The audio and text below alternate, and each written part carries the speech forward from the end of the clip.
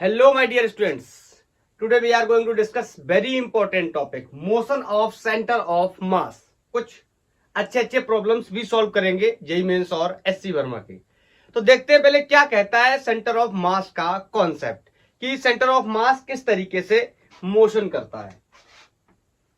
Motion of centre of mass, अपन इसमें centre of मास के बारे में पढ़ेंगे, वेलोसिटी के बारे में पढ़ेंगे, सेंटर ऑफ मास की वेलोसिटी क्या हो सकती है, कितनी हो सकती है, एक्सेलरेशन के बारे में भी पढ़ेंगे, और सेंटर ऑफ मास पे किस तरीके से फोर्स लगता है उसके बारे में भी डिस्कस करेंगे। तो मैं बहुत ही बेसिक चीज से शुरुआत करता हूं। हमने ये डिस्कस कर चुके हैं कि सेंटर ऑफ मास हम किसी भी पार्टिकल का या दो ऑब्जेक्ट का या मल्टीपल ऑब्जेक्ट का किस तरीके से फाइंड करते हैं। मैं कॉन्टिन्यूअस सिस्टम की बात नहीं कर रहा, तो I can find m1 x1 plus m2 x2 plus m3 x3 divided by total mass. You can say m1 plus m2 plus m3.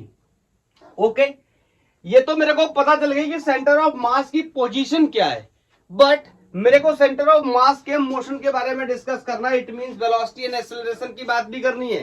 बोलो, तो मैं आपसे कह सकता हूं कि मैं अगर सेंटर ऑफ मास की पोजीशन को डिफरेंशिएट कर दूं विथ रिस्पेक्ट टू टाइम, तो अपन क्या मिल जाएगा, अपन को वेलोसिटी मिल जाएगी सेंटर ऑफ मास की।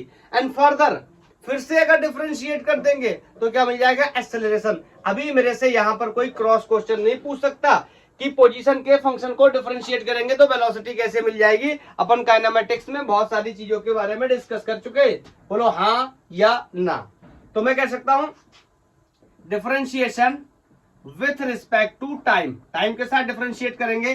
This is going to be d x c m upon d t. बोलो, और आपको पता है कि डिस्प्लेसमेंट अपॉन टाइम क्या होता है, वेलोसिटी होती है। इंस्टेंटेनियस वेलोसिटी की बात कर रहे हैं अपन। तो यहां पर मास कांस्टेंट है। देखो, वैसे चाहो तो बहुत लंबा चौड़ा एक्सप्लेनेशन में नहीं बताना चाहता, जितने में अपना काम चल जाएगा मैं उतने की बात कर रहा हूं। Am I can say d over dt of x1 plus m2 d over dt of x2 plus m3 d over dt of x3 and divided by total mass. You can say m1 plus m2 plus m3. अब ऐसे ना, आप ऐसे भी कर सकते हो और आगे बढ़ा सकते हो ना, ऐसे। This is m, n, x, and like that. Okay? This is mass of the nth particle या ith particle भी बोलते हैं। बोलो, this is the mass of nth particle. तो ऐसे करते करते m, n and differentiation of x, n with respect to time. And everybody knows differentiation किसका, पोजीशन का, हमें कौन सी क्वांटिटी देता है, of course velocity. Clear? So I can say this will be convert. और ये क्या बन जाएगा, ये क्या है, position of centre of mass है, जिसको मैंने क्या कर दिया है, डिफरेंशिएट कर दिया है। So this will be velocity of centre of mass. Okay, ये इंडिविजुअल पार्टिकल के सेंटर ऑफ मास है और यू कैन से डिस्टेंस है। तो ये इंडिविजुअल के क्या हो जाएंगे, वेलोसिटी हो जाएंगे। सो आई कैन से m1 v1 m2, ये क्या बन जाएगा, v2। बोलो, ये क्या बन जाएगा, m3, और ये क्या बन जाएगा, v3। ऐसे plus dash dash dash mn vn and divided by total mass m1 plus m2 plus m3 plus dash dash dash mn। Is it clear कि अगर बहुत सारे पार्टिकल किसी सिस्टम के अलग अलग वेलोसिटीज से चल रहे हैं, तो मैं उस सिस्टम की वेलोसिटी को कैसे फाइंड आउट कर सकता हूं। हमारे पास एक तरीका आ चुका है। एग्जाम्पल के लिए थोड़ा सा आपका दिमाग खोले, मैं आपको बताता हूं। इसके अंदर लेट्स से ये कोई सिस्टम है, इसके अंदर बहुत सारे पार्टिकल मूव कर रहे हैं। मैं अपनी बात को दोबारा से रिपीट करता हूं। इस सिस्टम के अंदर जो पार्टिकल है, they are moving with the different velocities. Is this clear? But मैं अगर इस पूरे सिस्टम की बात करूं, I am not talking about the individual particle, मैं बात कर रहा हूं पूरे सिस्टम की। तो इन सारे जो पार्टिकल्स के वेलोसिटीज है, इनका अपन क्या ले लेंगे, अगर वेलोसिटी cm का बनाना है, मतलब ये टोटल बॉडी किस वेलोसिटी से चल रही होगी, दिस इज कॉल्ड bcm। बोलो, अपन ऐसे निकाल लेंगे। मैं आपको इसका एग्जांपल बताता हूं। काइनेमेटिक्स में अपन पढ़ाई करते थे, ऐसे बोल देते थे ना कि एक गाड़ी 2 मीटर पर सेकंड से चल रही है। This was not the accurate answer. Actually में होता क्या था, हम सेंटर ऑफ मास की वेलोसिटी बताते थे, लेकिन ये बात हिडन कर दी गई थी, आपको बताई नहीं गई थी। हम बोल देते थे ये 3 मीटर पर सेकंड से चल रहा है। हाउ इज इट पॉसिबल कि ये 3 मीटर पर सेकंड से चल रहा है? अगर ये कोई गाड़ी है, आपको पता है ये तमाम सारे पार्टिकल से मिलकर बना होगा। लेट्स से कहीं पर गड्ढा आ गया, एग्जाम्पल कहीं पर गड्ढा आ गया, तो ये नीचे जाएगा, तो इन पार्टिकल की वेलोसिटी कुछ समय के लिए नीचे की तरफ भी होगी, बोलो, कुछ टाइम के लिए नीचे की तरफ भी होगी। बट हम इसको कभी कंसीडर ही नहीं करते। हम जब भी काइनेमेटिक्स की पढ़ाई करते थे, हम बोल देते थे गाड़ी 5 मीटर पर सेकंड से चल रही, 10 मीटर पर सेकंड से चल रही, बट हम कभी बात ही नहीं करते थे अगर गड्ढा आ गया तो गाड़ी चलते चलते इस तरीके से निकलेगी। बोलो, तो गड्ढे में जब जाएगी तो जो पार्टिकल होंगे उनकी वेलोसिटी का डायरेक्शन चेंज होगा, इट मींस वेलोसिटी चेंज हो जाएगी। तो हम इनडायरेक्टली ये जो वेलोसिटी लिखते थे 3 मीटर पर सेकंड, ये किसकी वेलोसिटी होती थी? Yes, it is the velocity of cm। हम सेंटर ऑफ मास की वेलोसिटी की बात करते थे। फिर हम क्या मान के चलते थे, ये पूरी गाड़ी नहीं है, ये पूरा सिस्टम नहीं है, ये कोई एक पॉइंट है, इसका सारा मास अपन ने यहां कंसीडर मान कर लिया और यही चल रहा है किसी वेलोसिटी से। और आपको पता है किसी बॉडी का अगर पूरा मास किसी एक पॉइंट पे अगर अपन क्या कर लेते, कॉन्सेंट्रेटेड मान लेते हैं, तो उसको अपन क्या नाम देते हैं, सेंटर ऑफ मास। तो जो वेलोसिटी हम लोग बात करते थे वो किसकी होती थी, सेंटर ऑफ मास की, ना कि इंडिविजुअल पार्टिकल की। आई थिंक मैं अपनी बात को बता पाया, ठीक है। तो वेलोसिटी हमें मिल गई है, आपको पता है। अब वेलोसिटी का एक्सप्रेशन नोट कर लो, मैं इसको हटाता हूं। उसके बाद इसका दूसरा डेरिवेटिव अपन बनाएंगे, जिससे क्या मिल जाएगा, हमें एक्सेलरेशन मिल जाएगा। सबको पता है कि पोजीशन का जो सेकंड डेरिवेटिव होता है वो हमें क्या दे देता है, एक्सेलरेशन। या फिर हम कह सकते हैं कि वेलोसिटी का जो फर्स्ट डेरिवेटिव होता है वो हमें क्या दे देता है, एक्सेलरेशन। दोनों ही बातें क्या है, एक है, बस बोलने का तरीका अलग अलग है। So I can say the velocity of center of mass will be m1 v1 plus m2 v2, vector में लिख रहे हैं तो सब पे वेक्टर लगा देंगे, प्लस m3 v3, मास पे वेक्टर मत लगा देना, स्केलर क्वांटिटी होती है मास, mn vn and divided by the total mass of the system. Is that clear? अभी अपन क्या करने जा रहे हैं ना, इसका सेकंड डेरिवेटिव बनाएंगे। सेकंड डेरिवेटिव बनाने से क्या होगा, हमें इसका क्या मिल जाएगा, एक्सेलरेशन मिल जाएगा। बोलो, तो वेलोसिटी मिल चुका है, एक्सेलरेशन मिल जाएगा, देन हम फोर्स, मोमेंटम, ऐसी चीजों की भी बात कर सकते हैं। तो मैं फिर से कर रहा हूं इसको क्या, differentiation with respect to time. तो बोलो ये क्या हो जाएगा, d over d t of VCM। Is that clear? तो यहां पर मैं रिक्वायर्ड जो है बस उतना ही कर दे रहा हूं, D over d t of B1 plus M2 D over d t of V2 plus M3 D over d t of B3। बोलो, प्लस आई कैन से dash dash dash dash MN V dash dash dash plus MN d over dt of Vn, nth particle की velocity. Is that clear? And the total mass of the system. सारे masses को अपन क्या कर लेंगे, add कर लेंगे. This will be the total mass of the system m n b n. And everybody knows, अगर आप ये बात आज की डेट में नहीं जानते हैं कि ये वेलोसिटी का डेरिवेटिव एक्सेलरेशन देगा, इसका मतलब आप गलत डायरेक्शन में पढ़ाई कर रहे हैं। आपने पहले काइनेमेटिक्स को बहुत अच्छे से पढ़ना है, उसके बाद आप इस सेंटर ऑफ मास जैसी चीजों में एंटर कर सकते हैं, अदरवाइज आपको समझना काफी डिफिकल्ट हो जाएगा और इसके बाद कोलिजन या रोटेशनल मैकेनिक्स तो और भी कठिन होने वाली है। तो मेक श्योर पहले काइनेमेटिक्स के लेक्चर को अच्छे से क्लियर करें। अगर आप चाहे तो मेरे लेक्चर्स भी देख सकते हैं, अगर आपने पढ़ा हुआ है तो बहुत अच्छा है, अगर डाउटेड है तो आप मेरे लेक्चर्स देख सकते हैं। काइनेमेटिक्स के सारे लेक्चर मौजूद है, आप यूट्यूब पे टाइप कर सकते हैं काइनेमेटिक्स बाय गैंगबॉर फिजिक्स। आपको ग्राफ से लेकर सारी चीजों की बहुत ही क्लियरिटी से सारे कॉन्सेप्ट आपको मिल जाएंगे। ओके, तो अपन आगे इसके बारे में बात कर लेते हैं। तो बताओ, ये वेलोसिटी है, इसका डेरिवेटिव हमें क्या दे देगा, एक्सेलरेशन ऑफ सेंटर ऑफ मास। तो हम वेक्टर में लिख रहे हैं तो वेक्टर में ही लिख लेते हैं। बोलो, this is going to be m1 and this is a1 plus m2 a2 plus m3 a3 plus dash dash dash mn and the acceleration of nth particle. बोलो, upon total mass of the system से अपन क्या कर देते हैं, इसे divide लगा देते हैं। बोलो mn।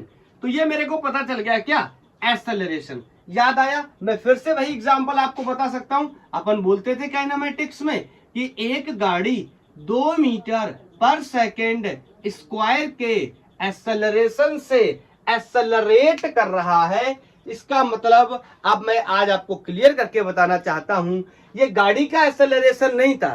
क्यों, हमने क्या कर लिया था, ये पूरी गाड़ी के मास को एक पॉइंट पे कॉन्सेंट्रेटेड मान लिया था। और आपको पता उस पॉइंट का नाम क्या होता था, CM, it mean centre of मास। और हम ये मान करके चलते थे कि ये जो सेंटर ऑफ मास है ये मूव कर रहा है 2 मीटर पर सेकेंड स्क्वायर से। क्या मैं अपनी बात को अच्छे से बता पाया?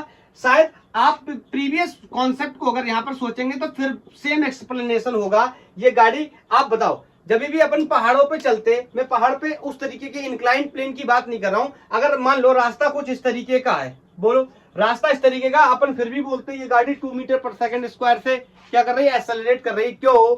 बिकॉज हम हमेशा बात करते हैं सेंटर ऑफ मास की, हम इंडिविजुअल पार्टिकल्स की बात नहीं करते हैं। दैट्स व्हाई हम क्या करते हैं, क्या बोलते हैं, ये गाड़ी 2 मीटर पर सेकेंड स्क्वायर के एक्सेलरेशन या 5 मीटर पर सेकेंड की वेलोसिटी से चल रही है। या हम ऐसे भी बोल देते हैं कि इस पे 2 न्यूटन का फोर्स लग रहा है। Yes, I am going to discuss about the force. Okay, अपन जान गए एक्सेलरेशन के बारे में, हमें पता चल गया वेलोसिटी के बारे में, then we can discuss about the force of course. बोलो, आपको पता है ये बात हम लोग डिस्कस कर चुके हैं, विदाउट फोर्स लगाए, बोलो कभी भी किसी की पोजीशन चेंज नहीं हो सकती। मतलब विदाउट फोर्स के मोशन पॉसिबल नहीं है। अब मेरे को ये वाली कहानी मत बताने लगना, सर यूनिफॉर्म मोशन चल रहा है। अरे ये कभी ना कभी तो मोशन स्टार्ट किया गया होगा किसी ना किसी कंडीशन में।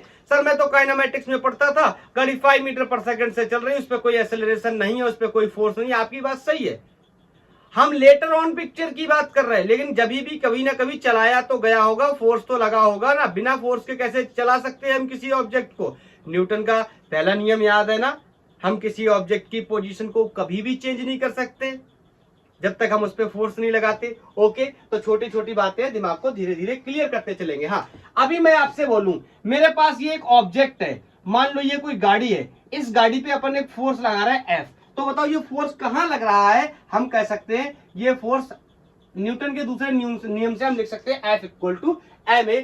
सो आई कैन से, हम बात कर रहे हैं CM की, तो ये क्या होगा, इसके पास एक्सेलरेशन ऑफ CM होगा। तो हम कह सकते हैं ये फोर्स कहां लग रहा है, CM पे लग रहा है। इसीलिए मैंने आपको फर्स्ट लेक्चर में एक बात बोली थी, शायद आपको याद है कि नहीं है, मैं दोबारा से याद दिलाता हूं। Centre of mass is the commander of translatory motion. आप ध्यान से देख रहे होंगे, तो मैंने जब सेंटर ऑफ मास की बात करी, फिर मैंने वेलोसिटी की बात करी, फिर मैंने एक्सेलरेशन की बात करी। Now I am discussing about the force and we will also discuss about the momentum. इसका मतलब सारी चीजें कहां से ऑपरेट हो रही हैं, सेंटर ऑफ मास से। सारा काम किसके थ्रू हो रहा है, सेंटर ऑफ मास के। तो हम कह सकते हैं कि सेंटर ऑफ मास मुख्य भूमिका निभाता है ट्रांसलेटरी मोशन में। अगर इसको हम साइंस या फिजिक्स के स्टेटमेंट की लैंग्वेज के हिसाब से बात करें तो yes, centre of mass is the commander of translatory motion. So I can से, बोलो ये तो फोर्स है, एक जनरल फोर्स का एक्सप्रेशन मैंने लिख दिया। अगर फोर्स मुझे एक्स वाई या जेड के अलोंग दिखाई दे, अच्छा मैं यहाँ पे एक चीज लिखता हूं आपको, CM ना लिख के नेट फोर्स लिखता हूं, समझना मैंने ये क्या लिखा है। इस सिस्टम के अंदर बहुत सारे पार्टिकल होंगे। ऑफ कोर्स आपको पता है एक गाड़ी है, उसके अंदर बहुत सारी चीजें होती है, सीट है, उसका इंजन है, तमाम सारी चीजें होती हैं। बट हम लोग क्या मान रहे हैं, हम लोग ये मान के चल रहे हैं कि ये जो नेट फोर्स है ना, ये किसके ऊपर अप्लाई हो रहा है, सीएम के ऊपर, तभी हम काम कर सकते हैं। इसका मतलब ये गाड़ी को अपन गाड़ी ना मान के इसका पूरा मास एक जगह कॉन्सेंट्रेटेड मान लेते और इस पोजीशन को हम सेंटर ऑफ मास के नाम से जानते। हाँ, हम मान के चल रहे हैं कि यही चल रहा है बी वेलोसिटी से, इसी पे एक्सेलरेशन ए लग रहा है और फोर्स भी इसी पे लगेगा, तभी तो काम बनेगा। इसका मतलब जो नेट फोर्स है वो कहां पर लगेगा, सीएम पे लगेगा, सेंटर ऑफ मास पे लगेगा। तो नेट फोर्स सेंटर ऑफ मास पे लगने की वजह से एक्सेलरेशन प्रोड्यूस होगा सेंटर ऑफ मास का, और सेंटर ऑफ मास में एक्सेलरेशन प्रोड्यूस होने की वजह से सेंटर ऑफ मास का वेलोसिटी क्या करेगा, चेंज करेगा। तो this is the raw concept. Clear? हाँ, हम एक्स वाई और जेड के अलोंग भी बात कर सकते हैं कि अगर ये फोर्स सिर्फ एक्स में लग रहा है तो आई कैन से कि net force in x direction, I can से ए centre of mass in x direction. Denote करने का तरीका है बस। बोलो, सेंटर ऑफ मास जो कि किस तरफ मूव कर रहा है, किस तरफ एक्सेलरेट कर रहा है, in x direction. I can say about the y also. बताओ, अगर फोर्स बाई में लग रहा है तो of course centre of mass भी किधर मूव कर रहा होगा, बाई में। आपको पता है नेट फोर्स की डायरेक्शन भी इन द डायरेक्शन, किसकी डायरेक्शन में होगा, नेट फोर्स का direction in the acceleration of, या नेट एक्सेलरेशन के डायरेक्शन में होगा। बोलो, तो अगर तीसरा पार्ट इसका लिखना चाहे अपन क्या, F net in z direction, तो हम क्या लिख सकते हैं, m a c n in z direction. क्या मेरी बात से आप पूरी तरीके से सहमत हैं? क्या कोई प्रॉब्लम है? मेरे हिसाब से नहीं होनी चाहिए। मैं आपको यहां पर एक बहुत ही इंटरेस्टिंग बात बताने वाला हूं। देखो, यहां पर मैं इंपॉर्टेंट बात क्या बता रहा हूं ना, यहां मैंने फोर्स बाहर से लगाया, बहुत ध्यान से सुनना, फोर्स मैंने बाहर से लगाया। अगर इसके अंदर का फोर्स होता तो क्या होता, पहले मैं आपको बता देता हूं, फिर मैं एक्सप्लेनेशन में आपको बताऊंगा। एक्चुअली में जो इंटरनल फोर्सेस होते हैं वो सेंटर ऑफ मास में किसी भी प्रकार का चेंज प्रोड्यूस नहीं कर सकते। ये बात मैं अभी आपको एग्जांपल के साथ बताऊंगा। ओके, तो उससे पहले मैं आपको एक स्टेटमेंट लिख के बता देता हूं, आप उस बात को नोट कर लो। एक्सटर्नल फोर्स के रिगार्डिंग मैं कह सकता हूं,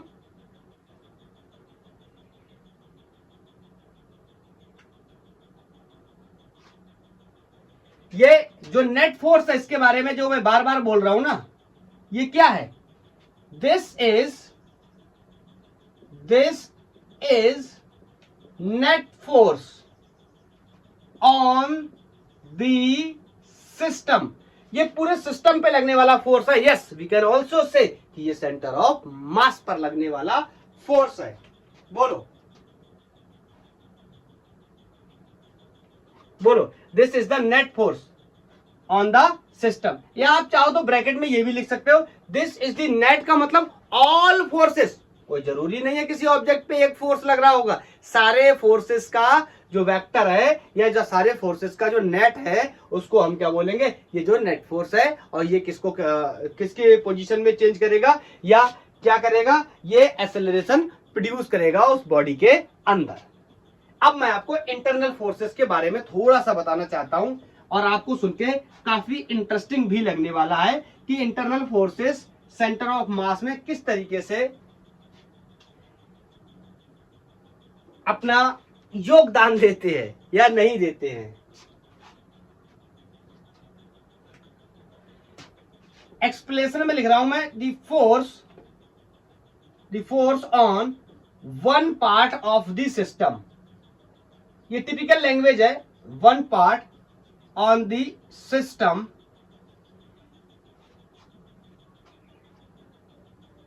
from another part of the system।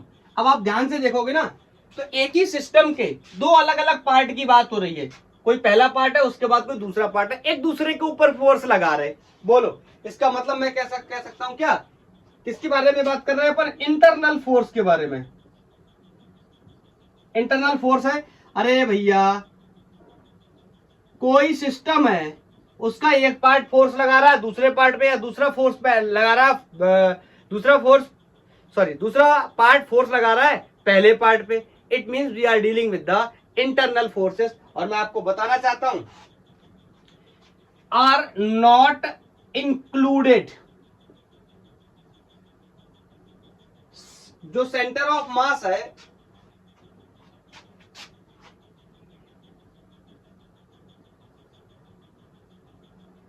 ये बात जो हमने लिखी है ना कि F net equal to m a c m, इसमें जो भी फोर्सेस हैं, ये फोर्स है ना, ये जो फोर्स है ना, ये एक्सटर्नल फोर्स है, इसमें इंटरनल फोर्सेस की कोई भी भर्ती नहीं है, कोई भी इंटरनल फोर्सेस सेंटर ऑफ मास में कंट्रीब्यूशन नहीं करते। अब मैं आपको इसका एग्जांपल बताता हूं, एक्सप्लेनेशन बताता हूं कि किस तरीके से हम इस बात को समझ सकते हैं। अच्छा, आप मेरे को एक बहुत ही बेसिक बात बताओ, आपने बॉम्ब एक्सप्लोजन तो सुना होगा ना, किसी बम का फटना, तो बताओ बम कैसे फटता है? बम जो होता है, बॉम्ब जो एक्सप्लोजन होता है वो अपने इंटरनल फोर्सेस की वजह से होता है, इंटरनल न्यूक्लियर फोर्सेस की वजह से बॉम्ब एक्सप्लोजन होता है। मैं आपको उदाहरण के तौर पे बताता हूं, मैंने एक बॉम्ब को इस तरीके से फेंका, लेफ्ट से इस तरीके से मैंने फेंका, ये बॉम्ब है, ठीक है, और मान लो ये बॉम्ब यहां जाकर के क्या हो गया, एक्सप्लोड हो गया, फट गया। अपन एक ऐसे एससी वर्मा सर का एक प्रॉब्लम है, उसको भी डिस्कस करेंगे इसी तरीके से। बोलो अब क्या होगा, इस एक्सप्लोजन के बाद ये क्या होगा, ये छोटे छोटे पार्ट्स में टूट जाएगा, मे बी 2 3 4 कितना infinity I don't know. So we can say, मान लो मैंने कह दिया ये 2 पार्ट्स में टूट गया, ठीक। मुद्दे की बात ये है कि ये जो बॉम्ब था, अगर मैं इसकी ओरिजिनल ट्रेजेक्ट्री की आपसे बात करूं तो इसकी ओरिजिनल ट्रेजेक्ट्री क्या थी, पैराबोला। बोलो, बॉम्ब की ओरिजिनल ट्रेजेक्ट्री क्या थी, पैराबोला। और जो इसके फ्रेगमेंट्स हुए हैं, इन फ्रेगमेंट्स की ट्रेजेक्ट्री भी क्या होगी, पैराबोला। कभी आपने देखा क्या कि बॉम्ब को या बॉल को आपने फेंका ऊपर की तरफ, बॉल के 2 टुकड़े करके आप फेंक दो, लेकिन दोनों टुकड़ों का जो ट्रेजेक्ट्री होगी, जो पाथ होगा, दैट विल बी पैराबोला। ऐसा नहीं हो सकता कि एक आपने फेंके 2 टुकड़े, एक 2 टुकड़ों को इकट्ठा करके आपने फेंका इस तरीके से, और ऐसा नहीं होगा कि एक टुकड़ा पैराबोला बन जाए पाथ में और दूसरा टुकड़ा एलिप्स बन जाए, सर्कल बन जाए या स्ट्रेट लाइन बन जाए। ऐसा नहीं हो सकता। ऐसा कब तक नहीं हो सकता, जब तक कोई उस पर एक्सटर्नल फोर्स काम नहीं करेगा। न्यूटन यही तो कहते हैं, ट्रेजेक्ट्री कब चेंज होगी, जब एक्सटर्नल फोर्स लगेगा, इंटरनल फोर्स से ट्रेजेक्ट्री चेंज नहीं होगी। तो बोलो ये कैसे करेंगे, पैराबोला। तो इस बात का ये एग्जांपल है, ये सबूत देता है कि अगर इंटरनल फोर्सेस इसकी ट्रेजेक्ट्री को चेंज कर देता तो हम कह सकते थे कि जो एफ नेट मैंने लिया है, this is external force plus internal force. But internal forces का कंट्रीब्यूशन दिखाई नहीं देता या नहीं करते कंट्रीब्यूट, दैट्स वाई हम लोग क्या कह सकते हैं, इंटरनल फोर्सेस सीएम में कोई भी कंट्रीब्यूट नहीं करते। मैं कह सकता हूं आपसे यहां पे एक्सप्लेनेशन के तौर पे, the path of all particles after explosion are parabola. बोलो कुछ गलत तो नहीं बताया मैंने, पैराबोला।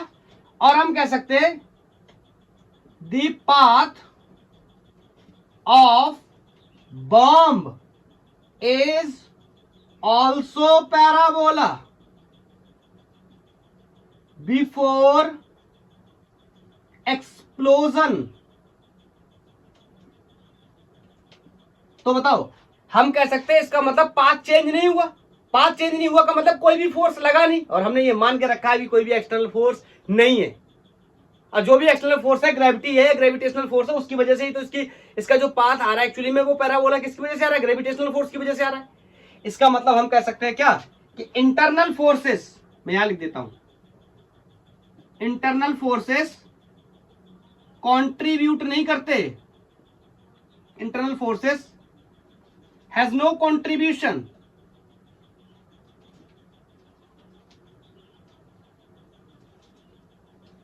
इन सीएम। सीएम तो मैंने शॉर्ट में लिख दिया। मैं आपको कई बार बता चुका हूं कि इंटरनल फोर्सेस का काम क्या है। मैंने आपको न्यूटन्स लॉ ऑफ मोशन के अंदर भी बताया था। इवन मैंने यहां पर आपको यह भी बताया था, याद करना थोड़ा सा इस तरीके से। ये मान लो यहां पर एक पुली लगा हुआ है, इसी कॉन्सेप्ट का यूज करके तो हमने बहुत सारे सवाल भी सॉल्व कर लिए थे। यहां पर एक पार्टिकल यहां पर एक लटका हुआ है, यहां पर एक लटका हुआ है, तो बोले यहां पर टेंशन लग रहे होंगे। और बताओ जब ये ऊपर नीचे जाएगा, ये जब पुली ऊपर नीचे जाएगा या ब्लॉक ऊपर नीचे जाएगा, तो आपको पता फोर्स तो लग ही रहा है mg नीचे की तरफ, और डिस्प्लेसमेंट भी होगा। और आपको पता फोर्स है, डिस्प्लेसमेंट है, और एंगल 0 है, 180 है, तो वर्क डन भी होगा। लेकिन फिर भी आपने देखा था कि जो टेंशन था ना, इसका वर्क डन कितना आता था? जो वर्क डन बाय टेंशन कितना आता था? 0। क्यों? क्योंकि टेंशन इंटरनल फोर्सेस था। इसी कॉन्सेप्ट का यूज करके हमने मोशन ऑफ कनेक्टेड बॉडीज के बारे में पढ़ाई करी थी। इनफैक्ट बाद में हमने इसको प्रूव भी किया था, जब हमने किसके बारे में पढ़ाई करी थी? वर्क एनर्जी पावर के बारे में पढ़ाई करी थी। तो हमने देखा था कि इंटरनल फोर्सेस का जो वर्क डन है वो क्या हो जा रहा है? 0 हो जा रहा है। क्लियर? तो इंटरनल फोर्सेस यहां पर कोई भी रोल प्ले नहीं करते हैं। चलो अच्छा, छोटी छोटी 2-4 बातें और हो जाएं बेसिक क्लियर करने के लिए, उसके बाद अपन जंप कर जाएंगे अच्छे अच्छे न्यूमेरिकल प्रॉब्लम्स की तरफ। अच्छा, जो बचपन से कहानी पढ़ते चले जा रहे हैं, अब वहीं से बात करते हैं। मैं आपसे बोलता हूं कि F net is equal to mass times of acceleration of CM है, और मैंने आपसे एक बात बोल दी, यहां पर मैंने बोल दिया एफ नेट 0 है। मतलब उस सिस्टम पे लगने वाला नेट फोर्स क्या है? 0 है। क्या उस सिस्टम पे लगने वाले फोर्सेस 0? नो। उन फोर्सेस का जो वेक्टर सम है वो क्या है? 0। तो यहां से दो बातें पैदा होती हैं। अगर फोर्स 0 है, it means F equal to m a. It means either mass is 0 और acceleration of CM is 0, and everybody knows कि मास कभी भी 0 नहीं हो सकता किसी भी ऑब्जेक्ट का, किसी भी पार्टिकल का। अगर मास 0 नहीं है, इसका मतलब उसका क्या 0 है? एक्सेलरेशन 0 है। और मैं आपसे पूछूं, अगर एक्सेलरेशन 0 है, what it mean? It means I can से, बताओ एक्सेलरेशन की सिंपल डेफिनेशन के बारे में बात करें तो change in velocity upon time क्या होता है? Acceleration. And you know acceleration is 0 in this case, so there will be no change in velocity. It means change in velocity will be also 0. So I can say the final velocity will be equal to the initial velocity. इन सारी बातों का मतलब एक ही है, जो board पे मैंने यहां से लिखना शुरू किया और यहां तक ये सारी बातें एक ही है। किसी ऑब्जेक्ट पे नेट फोर्स 0 होने का मतलब उसका नेट एक्सेलरेशन 0 होता है। नेट एक्सेलरेशन 0 होने का मतलब उसकी चेंज इन वेलोसिटी 0 होती है। चेंज इन वेलोसिटी 0 होने का मतलब उसकी इनिशियल वेलोसिटी और फाइनल वेलोसिटीज सेम होती है। हाँ, मैं ये भी कह सकता हूं कि particle is moving with constant velocity. बोलो, पार्टिकल कैसे मूव कर रहा है? कांस्टेंट वेलोसिटी के साथ। अगर ये कंडीशन बनी हुई है तो बताओ, अगर मैं आपसे पूछूं कि कोई बोलो कोई ये सिस्टम है, जैसे मान लो एक मास यहां पर है m और एक मास यहां पर है m, m1 m2 आप जो भी मानना वो मान लो। तो मैं आपसे एक सवाल पूछना चाहता हूं कि अगर मैं इसके मोमेंटम के बारे में बात करूं, तो ऐसा है कुछ लोग मोमेंटम कंजर्वेशन के कॉन्सेप्ट को यहां पर पढ़ाते हैं, जो कि ठीक भी है, कोई प्रॉब्लम नहीं है। कुछ लोग मेरी तरह मोमेंटम कंजर्वेशन के कॉन्सेप्ट को फोर्स कॉन्सेप्ट में पढ़ा देते हैं, वहां पर भी कोई प्रॉब्लम नहीं है। तो इनडायरेक्टली मैं यहां पर मोमेंटम कंजर्वेशन के बारे में बात करने आया हूं, बट मैं पहले ही ऑलरेडी पढ़ा चुका हूं आपको मोमेंटम कंजर्वेशन फोर्स के लेक्चर्स में। मैं यहां पे आपको एक्सप्लेनेशन दे देता हूं। अगर आप मोमेंटम कंजर्वेशन का लेक्चर देखना चाहते तो आप जाकर के पीछे फोर्स के लेक्चर में मेरा मोमेंटम कंजर्वेशन का लेक्चर वहां पढ़ा होगा, आप देख सकते हैं। तो मैं आपसे बोलूं, अगर नेट फोर्स 0, मोमेंटम कंजर्व करने की कोई स्टोरी याद है? मैंने आपको बताया था, अगर सिस्टम के ऊपर नेट फोर्स 0 है, सिस्टम के, पार्टिकल के नहीं, सिस्टम के ऊपर नेट फोर्स 0 है, तो हम क्या कर सकते हैं? मोमेंटम को कंजर्व कर सकते हैं। तो यहां नेट फोर्स 0 कर लिया मैंने, यहां इसका मतलब है मोमेंटम कैसा हो जाएगा? कंजर्व, क्योंकि वेलोसिटी क्या हो गई? कांस्टेंट। वेलोसिटी के कांस्टेंट होने से मोमेंटम कंजर्व हो गया ना, एक्सटर्नल फोर्स के ना होने की वजह से। इट मींस अगर मैं मोमेंटम निकालने जाऊं तो क्या होगा? पी एम बी, यही तो होता है नॉर्मल। मोमेंटम को क्या लिखते हैं? मास इनटू वेलोसिटी का प्रोडक्ट। तो यहां पर अपन डिस्कस कर रहे हैं किसके बारे में, सीएम के बारे में। तो वेलोसिटी किसकी लेंगे, सीएम की। तो सेंटर ऑफ मास का मोमेंटम कैसे निकालना है, इस बात के बारे में भी हम यहां पर डिस्कस कर सकते हैं। हाँ, अगर इस बात के बारे में डिस्कस कर सकते हैं तो हम ये भी कह सकते हैं कि अगर if there is no external force, अगर कोई एक्सटर्नल फोर्स नहीं है, देन क्या होगा, मोमेंटम कंजर्वेशन। हम यूज कर सकते हैं प्रिंसिपल ऑफ मोमेंटम कंजर्वेशन। अगर नहीं है कौन, कोई एक्सटर्नल फोर्स, इसके बारे में अपन यहां ज्यादा बात नहीं करेंगे, इसका डिटेल्ड लेक्चर मैं पहले ही बना चुका हूं। लेकिन क्योंकि मैं डिस्कस कर रहा हूं कि centre of mass is the commander of translatory motion, तो मुझे इस बात को बताना चाहिए क्योंकि मैंडेटरी है। इस वजह से मैंने आपको एक्सप्लेनेशन के तौर पे यहां पर ये बात बताई। मैंने आपको लेक्चर नंबर 1 के अंदर एक चीज बताई थी कि अगर वेक्टर फॉर्म में दिया हुआ है और मेरे को उसका सीएम पता करना है, सेंटर ऑफ मास पता करना है, तो मैं किस तरीके से उसका सेंटर ऑफ मास पता करूंगा। मैंने ये भी कहा था कि लेक्चर नंबर 3 में हम लोग डिस्कस करेंगे कि किस तरीके से इसके न्यूमेरिकल प्रॉब्लम्स को सॉल्व करेंगे, बट अनफॉर्चुनेटली हम इसे लेक्चर 4 में डिस्कस कर रहे हैं क्योंकि लेक्चर 2 बनाने पड़ गए कॉन्टिन्यूअस मास सिस्टम के लिए। ओके, हाँ, यहां पर एक चीज जाते जाते बता देते हैं कि ये क्या है, मास ऑफ सिस्टम है, ठीक है ना। ये मास ऑफ, आप किसी इंडिविजुअल पार्टिकल का नहीं रख सकते, ठीक है, मास ऑफ सिस्टम है। तो वेक्टर के फॉर्म के बारे में बात कर लेते हैं, देन डिस्कस कर लेते हैं कुछ 4-5 अच्छे न्यूमेरिकल प्रॉब्लम्स को, फिर उसके बाद इस लेक्चर को क्लोज करेंगे। बोलो, आपको मैंने बताया था कि अगर मेरे को वेक्टर लिखना है तो आपको पता है ये 3D का वेक्टर मैं लिखने जा रहा हूं जिसका सेंटर ऑफ मास x में भी हो सकता है, सेंटर ऑफ मास y में भी हो सकता है, एंड सेंटर ऑफ मास इसका z में भी हो सकता है। तो मैं बस इतना लिख सकता हूं कि x cm i cap plus y cm j cap कैसे यूज करेंगे अभी बताऊंगा, z cm k कैप। बोलो, ये हो गया 3D में वेक्टर फॉर्म में। अब अभी मेरे से पूछा जाए कि इसका RCM बताओ, सेंटर ऑफ मास बताओ, तो मेरे को पता बहुत ही आसान है, 1 अपॉन टोटल मास, अरे यही तो करते थे, एंड सिग्मा किसका, MRCM। क्लियर, इस तरीके से हम इस बात के बारे में डिस्कस कर सकते हैं। बोलो, यहां CM लिख लेना। बोलो कैसे यूज करेंगे इसका, मैं एक न्यूमेरिकल प्रॉब्लम के माध्यम से बात करता हूं। ओके, तो मैं लेक्चर को पॉज करके क्वेश्चन को लिख देता हूं ताकि अपना टाइम क्या हो जाए, थोड़ा सेव हो जाए। ये वेक्टर के ऊपर अपन ने क्वेश्चन ले रखा है, काफी अच्छा क्वेश्चन है। मेरे से बोल रहा है कि दो पार्टिकल्स है कोई जिनका मास 100 ग्राम और 300 ग्राम है एट द गिवन टाइम, उनके पोजीशन वेक्टर दिए हुए, इंपॉर्टेंट जो डिस्कशन हमें दिया हुआ है उसके बारे में अपन नोट कर लेते हैं।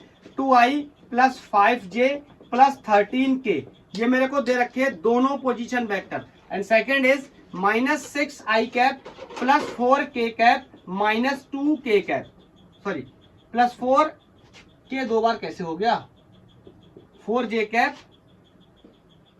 ठीक है। और मेरे को वेलोसिटी के भी दे रखे, लेकिन मेरे से कह रहा है determine the instantaneous position and instantaneous velocity. तो पहले पोजीशन डिस्कस कर लेते हैं, फिर वेलोसिटी डिस्कस कर लेंगे। अभी मैंने बताया था आपको कि RCM कैसे निकालते हैं अपन सेंटर ऑफ मास। बोलो, 1 upon total mass and sigma of MRCM। याद आया? तो पहले क्या करते हैं, इनके सेंटर ऑफ मास के जो पोजीशन दे रखे हैं उन पोजीशन से मास मेरे को पता है, निकालने की कोशिश करते हैं। तो यहां से पहला पार्ट सॉल्व करना शुरू करता हूं। RCM विल बी, देखो total mass 300 plus 100, it is going to be 400, और ग्राम्स में है तो अपन केजी में भी तुरंत इमीडिएटली कन्वर्ट कर लेंगे 10 टू दी पावर -3। आप चाहो तो ना करो तो भी कोई दिक्कत नहीं, ऊपर भी मास है, मास से मास के यूनिट एलिमिनेट हो जाएंगे, लेकिन मैं हैबिचुअल बनाना चाहता हूं, इस वजह से मैंने ऐसा कर दिया। अब बोलो, दोनों के मेरे को क्या दे रखे हैं, सेंटर ऑफ मास। तो बताओ मेरे को RCM भी तो निकालना पड़ेगा, तो RCM मैं कैसे निकालूंगा, R2 vector minus R1 vector. अरे यार बोलो, तो इसको घटा देंगे कितना, 6j plus sorry minus 6i,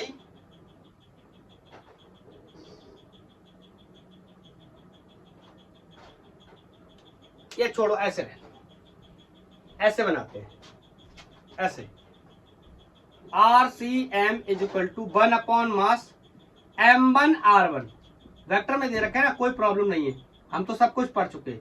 M2 R2 इस तरीके से बना लेते हैं। बोलो, तो यहाँ पे 1 अपॉन M को मैंने कॉमन कर लिया, यहाँ पर मास कितना है 100 ग्राम पहले वाले का, और पोजीशन कितनी है 2i plus 5j plus 13k। बोलो क्लियर है, यहाँ पर थोड़ा सा ध्यान रखेंगे। बोलो, अब इसका अपन अंदर मल्टीप्लाई करेंगे, उससे पहले इसके बारे में भी डिस्कस करना पड़ेगा। M2 बोलो कितना है 300। बोलो, और इसका पोजीशन वेक्टर क्या दे रखा है माइनस 6i, किधर यहां लिख दूं क्या, जगह मैंने थोड़ा सा मैनेज नहीं किया, चलो छोटा छोटा लिख देता हूं, प्लस का 4j माइनस का 2k, एक्सप्लेनेशन में थोड़ा छोटा कर लेंगे। यहाँ पे RCM बोलो 1 upon 400 into 10 to the power minus 3। भाई यहाँ पर एक बार लिखना, जगह की वजह से मैंने नहीं लिखा, ये 100 ग्राम है ना, तो आपको पता है 100 ग्राम को किलोग्राम में बदलना है तो 10 टू दी पावर माइनस 3 करना पड़ेगा, यहाँ पर भी मल्टीप्लाई करना पड़ेगा कितना 10 टू दी पावर माइनस 3 का, और मैं कह सकता हूँ 10 टू दी पावर माइनस 3 दोनों से क्या आ गया कॉमन, इनफैक्ट 100 भी दोनों से क्या आ गया कॉमन। तो मैं यहाँ पे लिखना चाहता हूं कि मैंने 100 into 10 to the power minus 3 दोनों से कॉमन ले लिया, तो बताओ यहां से 100 कॉमन चला गया, तो यहां कितना हो जाएगा 2i plus 5j plus 13k। बोलो, और इधर क्या है, इधर 3 बचा हुआ है, 100 कॉमन चला गया, इसमें मल्टीप्लाई करना पड़ेगा, तो प्लस माइनस माइनस ये कितना हो जाएगा 18i कैप प्लस 4 तिहाई 12j कैप प्लस 3 दुनाई माइनस 6k कैप। बोलो, अब इनको जो i वाले हैं उनको i में जोड़ लेंगे, जो j वाले हैं उनको j में जोड़ लेंगे, जो k वाले हैं उनको k में जोड़ लेंगे, और यहाँ पे आप देखोगे 10 टू दी पावर 3 से 10 टू दी पावर 3 चला गया, ये 2 जीरो से यहाँ 2 जीरो चला गया, और यहाँ पर बचा कितना RCM is equal to 1 upon 4। अब बोलो, ये 18 माइनस का है, ये 2 प्लस का है, तो बताओ कितना बच जाएगा 16 माइनस का आई कैप। क्लियर, यहां पर ये 5 जे कैप है, ये 12 जे कैप है, दोनों जुड़ जाएंगे विल बी 17 जे कैप, या 13, और ये 6 माइनस का है, तो 13 में से 6 चले गए, तो बोलो कितने बचे 7 के कैप। तो ये मिल गई अपन को instantaneous position of centre of मास। बोलो, जिनके 2 पोजीशंस ये और ये अपन को क्या थे गिवन थे, उनसे हमने इंस्टेंटेनियस पोजीशन निकाल ली, अब इंस्टेंटेनियस वेलोसिटी निकालेंगे।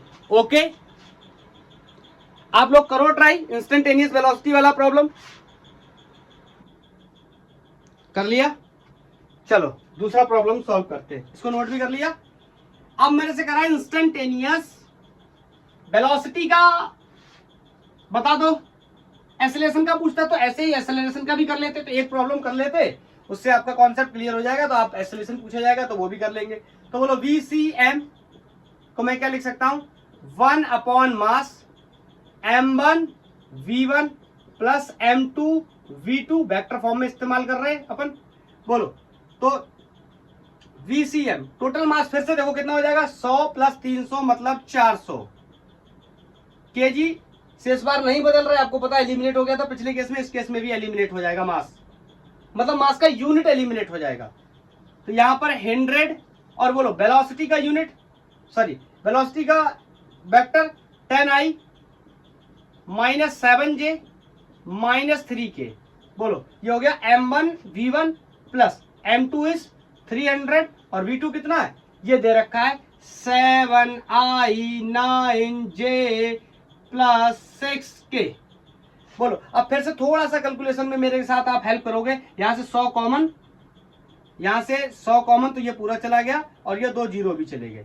ठीक है, तो यहां से मैं कह सकता हूं कि 1 अपॉन 4, ये हो गया 10i 7j minus 3k plus multiply करूंगा 7 तिहाई 21i, बोलो माइनस प्लस माइनस 9 तिहाई 27j, बोलो 3 छक 18k। अब जो जुड़ रहा है जोड़ देंगे, जो घट रहा है घट देंगे, यहां पर फाइनल वेक्टर लिख देंगे पोजीशन का इंस्टेंटेनियस। बोलो ये 10i है, ये 21i है, दोनों प्लस के है, तो यहां पर 1/4 को पहले लिख लेता हूं। This is going to be 31i। बोलो विजिबल है ना? है। और j के बारे में अगर बात करूं, ये 27j और ये 7j, तो कितने हो गए?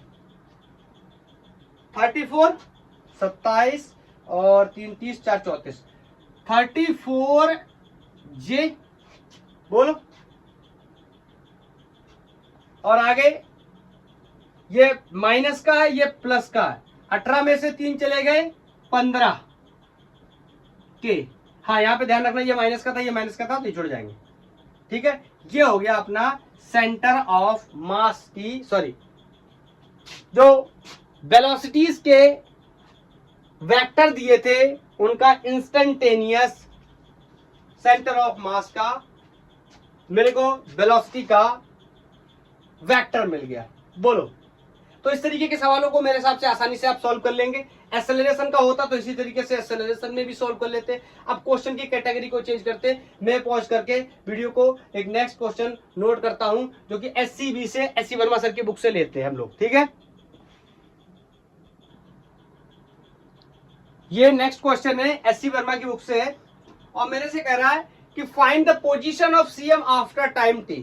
ये पहले सिस्टम था, इस पे 2 ब्लॉक हैं, स्प्रिंग से बंधे हुए हैं, स्प्रिंग का कांस्टेंट k है, इनिशियली रेस्ट पे है। उसके बाद इस पे फोर्स लगाया गया तो ऑफ कोर्स ये चलना शुरू हो गया होगा, इसके अंदर एक्सेलरेशन प्रोड्यूस हो गया होगा। तो मेरे से कह रहा है कि t टाइम के बाद बताइए कितना दूर चला गया होगा। तो आपको पता है हम काइनेमेटिक्स की इक्वेशंस का इस्तेमाल कर सकते हैं। तो यहां पर मैं लिख सकता हूं कि XCM will be UCM into T plus half ACM into t square. सबको सेंटर ऑफ मास की बात करेंगे, इनिशियली रेस्ट पे है तो ये कितना हो जाएगा 0। बोलो, तो मैं यहां से कह सकता हूं कि XCM will be half ACM into t square. अब आगे सॉल्व नहीं होगा क्योंकि मेरे को नहीं पता है क्या एक्सेलरेशन, लेकिन मैं इसको टैकल कर सकता हूं। आपको पता है F इक्वल टू ma होता है, तो यहां से अगर F फोर्स लग रहा है और मास से डिवाइड कर दूं तो यही क्या बन जाएगा, एक्सेलरेशन ऑफ CM। इंपॉर्टेंट बात ये, मैं इसको एक सिस्टम की तरह कंसीडर कर रहा हूं, तो मैं यहां मास m नहीं 2m से डिवाइड करूंगा। बोलो, इस 2m को उठा करके यहां रख सकता हूं, सॉरी F अपॉन 2m को उठाकर यहां रख सकता हूं। This is going to be half ACM F upon 2m into t square, इसका मल्टीप्लाई होकर कितना हो जाएगा 4। So XCM is going to be F upon 4m t square. बोलो, ये मिल गया मुझे क्या, position of centre of mass. बताओ क्लियर? नेक्स्ट अगला पार्ट पढ़ो। मेरे से बोल रहा है if the extension of spring is x0 at the time t, find the displacement of the both blocks at this instant. आपको पता है जब इस पे मैंने फोर्स लगाया होगा तो ये दोनों ही ब्लॉक चलना शुरू हुए होंगे। मेरी बात को बहुत ध्यान से सुनना। पहले तो ये चला होगा आगे की तरफ, ये नहीं चला होगा। क्यों?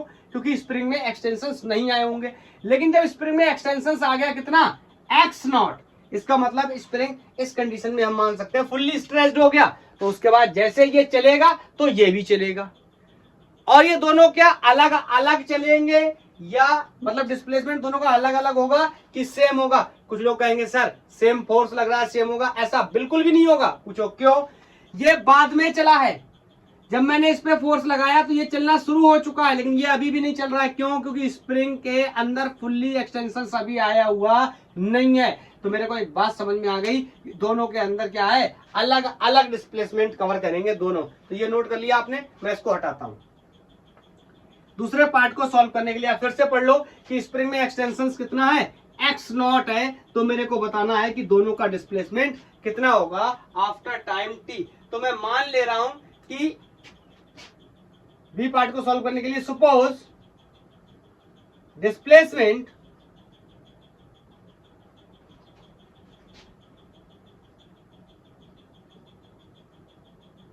Of first block is x1 and second block is x2।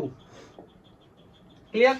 मैंने दोनों को अलग अलग मान लिया, एक का x1 मान लिया, एक का x2 मान लिया, और एक्सटेंशंस इसके अंदर x नॉट है, और मैं मान ले रहा हूं as centre of mass is at x। अरे कहीं ना कहीं तो सेंटर ऑफ मास होगा इसका, तो मैंने x मान लिया। तो सबसे पहले क्या कर लेते ना, सेंटर ऑफ मास ही पता कर लेते, उसके बाद आगे की कहानी को हम क्या कर सकते हैं, डिस्कस कर सकते हैं। बोलो सेंटर ऑफ मास कितना है, अभी प्रीवियस केस में निकाल के आए। मैं कह सकता हूं XCM is going to be m1 x1 plus m2 x2 upon m1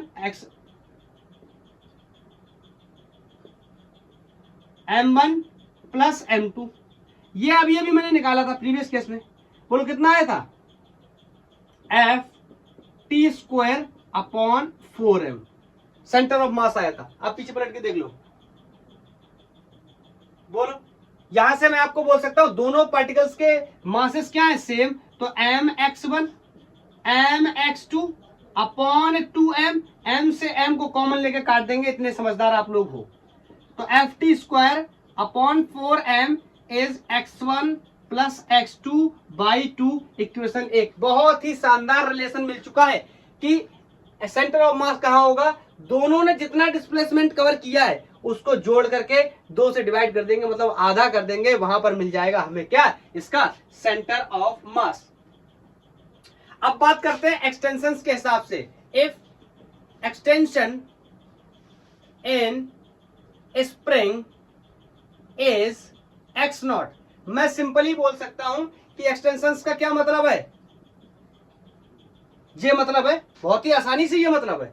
बोलो ये खिंच के आगे गया, फिर ये इसके पीछे आया, तो इन दोनों में कितना खिंचाव आया होगा। उदाहरण के लिए गणित के नंबर से मैं आपको समझाता हूं, गणित के नंबर से ये 5 आगे चल गया, लेकिन ये 3 ही आगे चल पाया, तो आप कहोगे एक्सटेंशंस कितना हो गया, 2। तो मैंने यही तो लिखा है, ये चल गया मान लो 5, ये चल गया मान लो 2, या ये चल गया मान लो 3, तो एक्सटेंशंस कितना बता, 2 बचा ना। 5 माइनस 3 बराबर 2 बचा, तो इसको मैंने यहां मान लिया x2, या मान लिया x1। तो दोनों के डिस्प्लेसमेंट को मैंने क्या कर दिया, सब्ट्रैक्ट कर दिया, और दोनों का जो डिस्प्लेसमेंट का सब्ट्रैक्शन है वो जिसके बराबर आएगा वो इस स्प्रिंग के एलोंगेशन के, एक्सटेंशंस के बराबर होगा। क्या मेरी बात आप सब लोग को समझ आ रही है? मेरे हिसाब से इसमें कोई भी डाउट नहीं होना चाहिए। बोलो तो थोड़ा सा मैं इसको अगर और मॉडिफाई कर लेता ना, तो ऐसा कर लेता तो ज्यादा सही रहता। यहां 2 ले जाऊं, यहां 2 से 2 मर जाएगा, इसको 2m करके छोड़ दूं। अब 2 चीजें हो जाएंगी इससे। देखो एक x1 प्लस x2 का इक्वेशन मिल गया, एक x1 माइनस x2 का इक्वेशन मिल गया, और यहां से अपन कंपेयर कर लेंगे, इसको इक्वेशन 2 बना लेंगे। यहां से कंपेयर करेंगे क्या, x1 प्लस x2 किसके बराबर है, F T square upon 2m। ध्यान से देखोगे तो यहाँ x1 से x1 मर गया, यहाँ बचा 2x2 is going to B, दोनों को जोड़ लूंगा, x not plus F T square upon 2m। यहां से x2 की वैल्यू को मेरे को क्या करना है, निकालना है।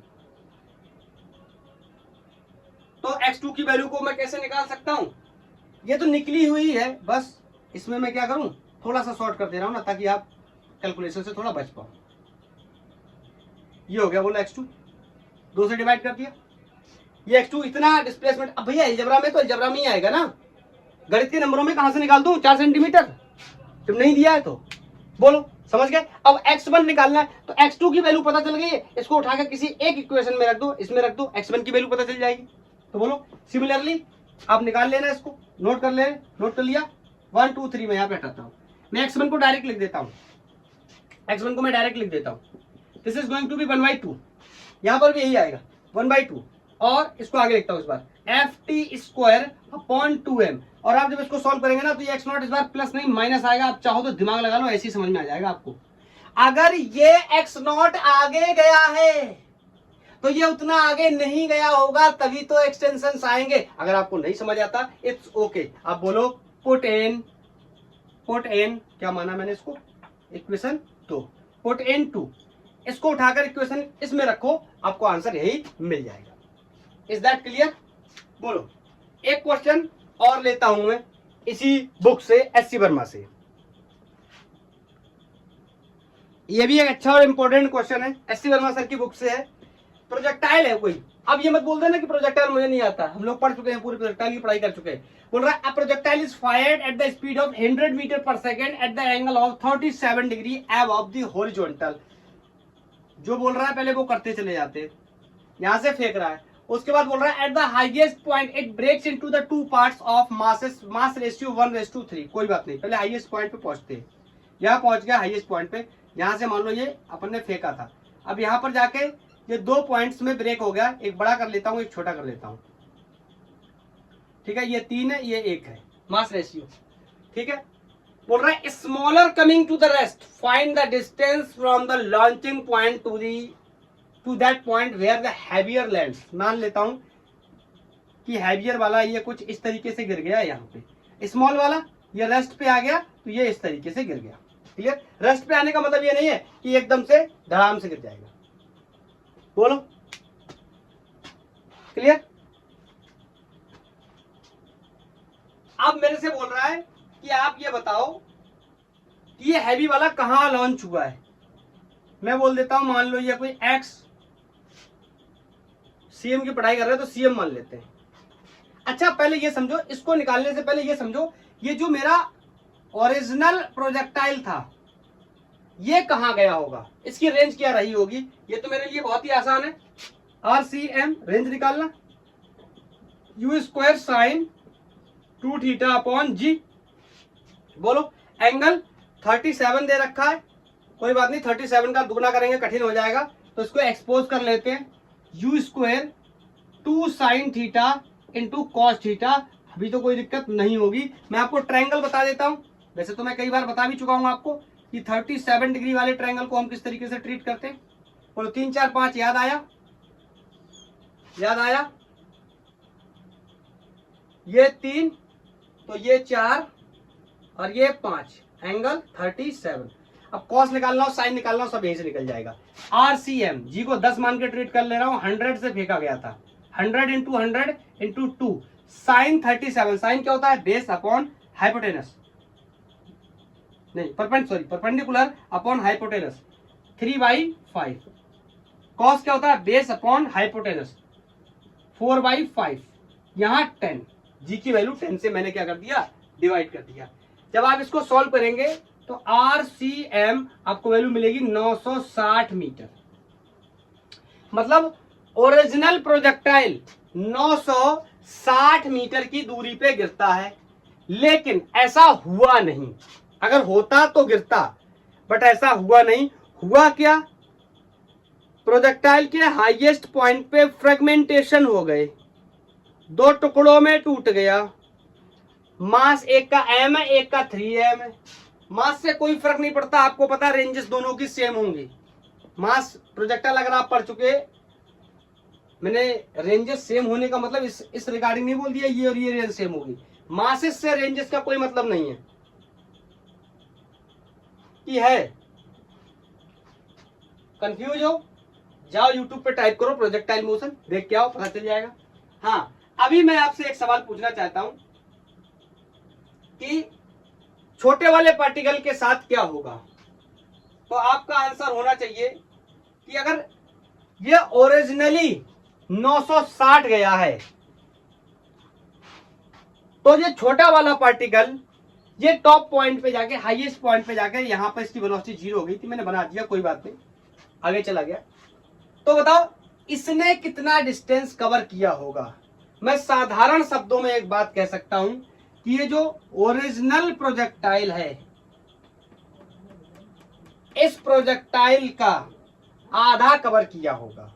क्या आप मेरी बात समझ पा रहे हैं? क्योंकि ये टॉप पॉइंट पे जाके जीरो होगी इसकी वेलोसिटी, तो यहां से ये गिर जाएगा, लेकिन इसकी वेलोसिटी तो जीरो हुई नहीं है, ये जाता चला जाएगा।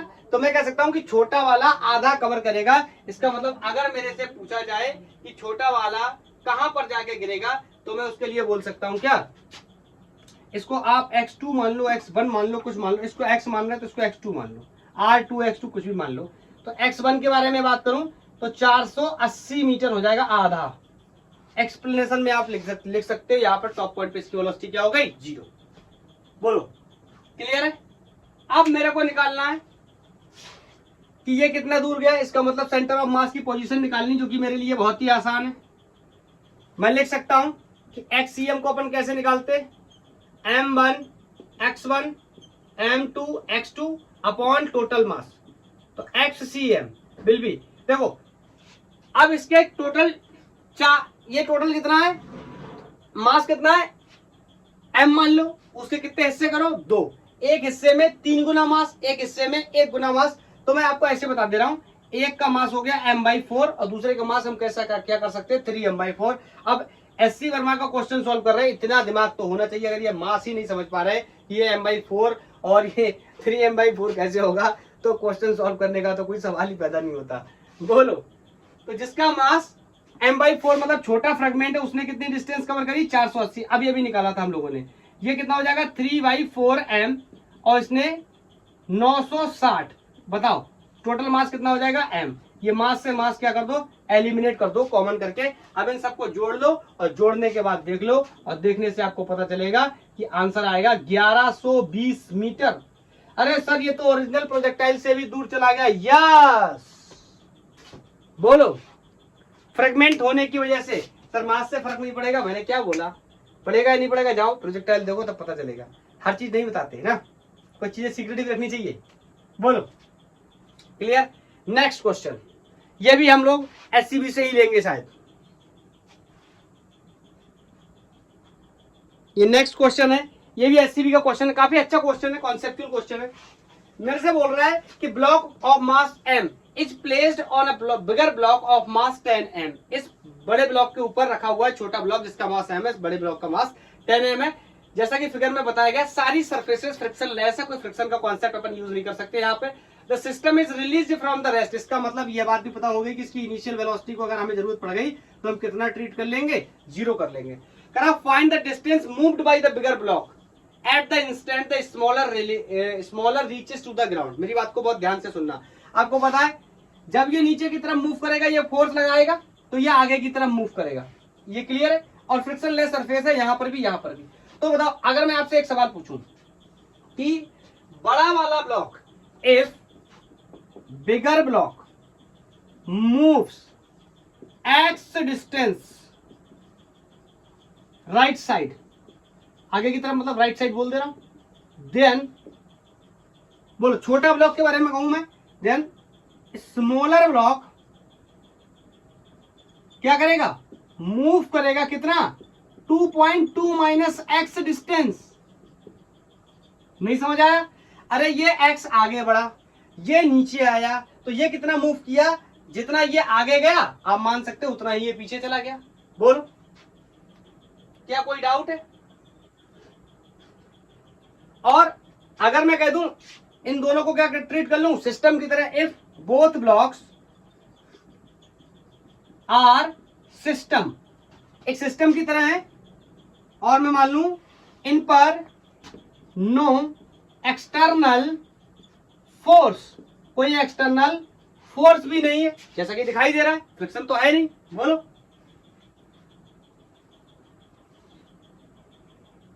बोलो। और centre of mass was initially at rest। क्या मैं इस बात को समझाने में कोई प्रॉब्लम महसूस करता हूं? मेरे हिसाब से बिल्कुल भी नहीं। इनिशियली ये रेस्ट पे था, तो इसका सेंटर ऑफ मास भी क्या, रेस्ट पे। तो मैं ये भी कह सकता हूं कि मोमेंटम कंजर्वेशन का इस्तेमाल कर सकते हैं, लेकिन मैं नहीं करूंगा। मैं एक कॉन्सेप्ट का यूज करूंगा, मास मूवमेंट का। मास मूवमेंट आपको याद है?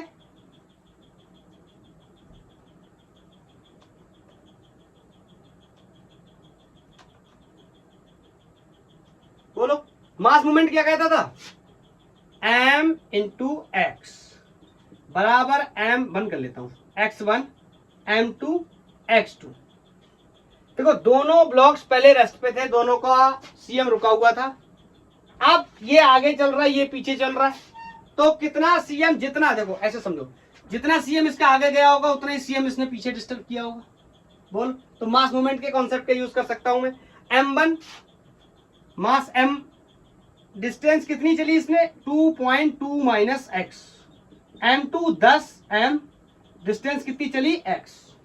बोलो, यहां से मैं x की वैल्यू को इजीली कैलकुलेट कर सकता हूं। ये m से m मर गया, ये 2.2x, sorry 2.2 minus x is equal to 10x। अब इस x को उधर ले जाएंगे, 11x हो जाएगा, और इससे डिवाइड कर देंगे तो x की वैल्यू यहां पर कोई 0.2 मीटर, क्या 0.2 मीटर आ जाएगा। समझ गए क्या? और तरीके से भी मोमेंटम कंजर्वेशन का कॉन्सेप्ट इस्तेमाल कर लेते अगर दोनों की वेलोसिटीज के बारे में जानकारी होती कि कितनी वेलोसिटी से ये मूव कर रहे हैं। इसकी वेलोसिटी तो यहां पर हम निकाल सकते हैं अगर ये डिस्टेंस हमें पता चल जाए कितनी है तो, लेकिन इसके बारे में कोई जानकारी नहीं दी गई है। बोलो, तो ये कॉन्सेप्ट क्लियर है? आज मैं होमवर्क क्वेश्चन नहीं दे रहा हूं, ऑलरेडी लेक्चर काफी लंबा हो चुका है और काफी अच्छे अच्छे टफ क्वेश्चन है, तो आप इनको पढ़िए, इनकी प्रैक्टिस करिए। आज के लिए इतना ही, थैंक यू, धन्यवाद, मिलते हैं आगे चल के। बोलो, पढ़ाई करते रहिए।